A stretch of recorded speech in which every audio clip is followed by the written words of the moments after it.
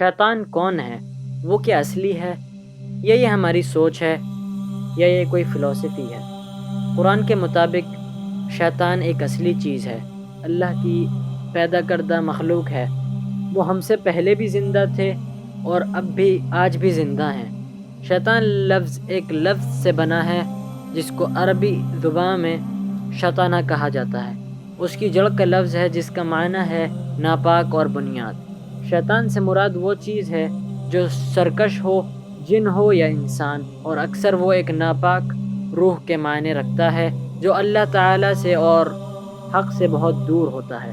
شیطان دونوں انسانوں اور جنوں میں سے ہیں، جیسے اللہ تعالیٰ قرآن میں فرماتا ہے وَكَذَلِكَ جَعَلْنَا لِكُلِّ نَبِيٍّ عَدُوًّا شَيَاطِينَ الْإِنسِ وَالْجِنِّ۔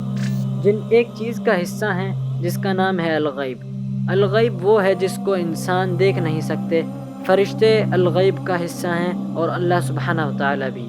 اللہ سبحانہ وتعالیٰ نے جنوں کو اس آگ سے بنایا ہے جس میں کوئی دھواں نہیں ہے۔ دونوں طرح کے شیاطین لوگوں کو برائی کی طرف بلا رہے ہیں، جس میں انسانی شیاطین اور جن شیاطین شامل ہیں۔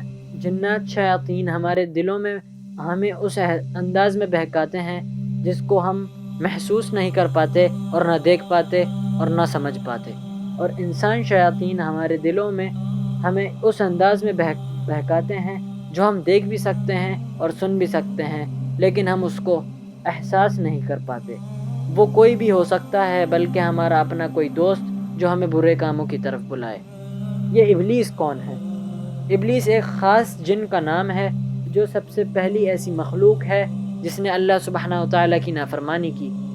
ہم جناتوں کو دیکھ نہیں سکتے، لیکن ان کے پاس بھی چیز پسند کرنے کی قوت ہے، اور وہ آدم علیہ السلام سے بھی پہلے سے چیز پسند کرتے آ رہے ہیں، اور ان میں سے ایک ہے جس کو ابلیس کہا جاتا ہے، یا انگریزی زبان میں لوسیفر بھی۔ سب سے پہلے ابلیس اللہ کا سب سے عبادت گزار تھا۔ اس کی اس عبادت کی وجہ سے اللہ نے اس کو اونچائی عطا فرمائی جس میں وہ فرشتوں کے ساتھ عبادت کرتا تھا۔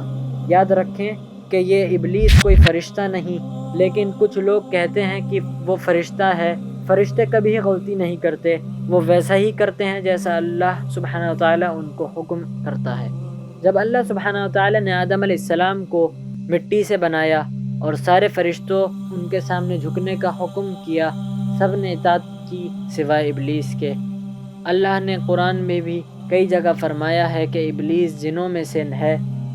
إِذْ قُلْنَا لِلْمَلَائِكَةِ اسْجُدُوا لِآدَمَ فَسَجَدُوا إِلَّا إِبْلِيسَ كَانَ مِنَ الْجِنِّ فَفَسَقَ عَنْ أَمْرِ رَبِّهِ، اور ان کو اللہ نے بغیر دھوئیں کی آگ سے بنایا ہے۔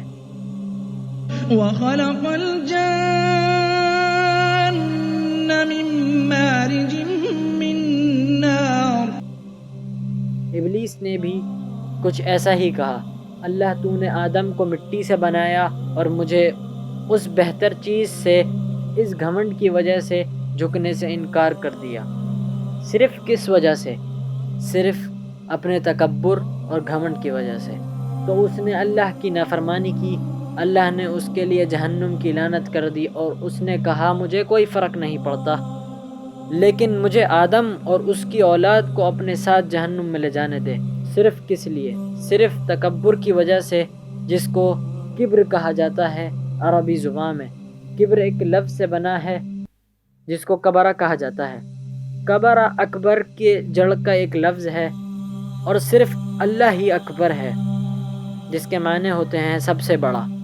اور سب سے ضروری بات یہ ہے کہ سب سوچتے ہیں کہ ہم شیاطین کی وجہ سے گناہ کرتے ہیں، اس لیے وہ لوگ یہ سوال کرتے ہیں کہ اللہ سبحانہ وتعالیٰ نے شیاطین کو کیوں بنایا؟ اللہ نے اس کو ختم کیوں نہیں کیا کہ ہم کبھی کوئی گناہ نہیں کرتے؟ یہ سب سے بڑی غلط فہمی ہے، کیونکہ شیاطین سرگوشی کے علاوہ کچھ نہیں کر سکتے۔ اس کو اور زیادہ اچھے سے سمجھنے کے لیے اپنے آپ سے ایک سوال کرتے ہیں، ابلیس کے شیطان بننے سے پہلے اور کوئی شیطان نہیں تھا، تو ابلیس کو کس نے بتایا کہ اللہ سبحانہ وتعالیٰ کی نافرمانی کرے؟ اس سے پہلے کوئی شیطان نہیں تھا، اس نے نافرمانی اپنے نفس کی وجہ سے کی، اور نفس ہمارے پاس بھی ہے اور ہم بھی اسی کی وجہ سے گناہ کرتے ہیں، کیونکہ یہ دنیا ایک امتحان ہے اللہ کی طرف سے جناتوں اور انسانوں کے لیے، اور ابلیس کے ساتھ بھی یہی بات ہے، وہ بھی ایک امتحان اس امتحان میں شامل ہے، کیونکہ وہ جن ہے اور اس کے پاس بھی نفس ہے۔ تو اللہ نے اس کو شیطان نہیں بنایا، اس نے شیطان بننا پسند کیا، صرف ابلیس ہی نہیں لیکن اور سارے شیاطین اپنا آپ شیطان بننا پسند کرتے ہیں اللہ کی نافرمانی کر کے۔ تو یہ بات تو ظاہر ہے کہ ابلیس سب سے پہلا شیطان ہے اور شیطانوں کا سب سے بڑا سربراہ ہے، اور ہمیں شیاطین کے وسوسوں سے بچنا چاہیے۔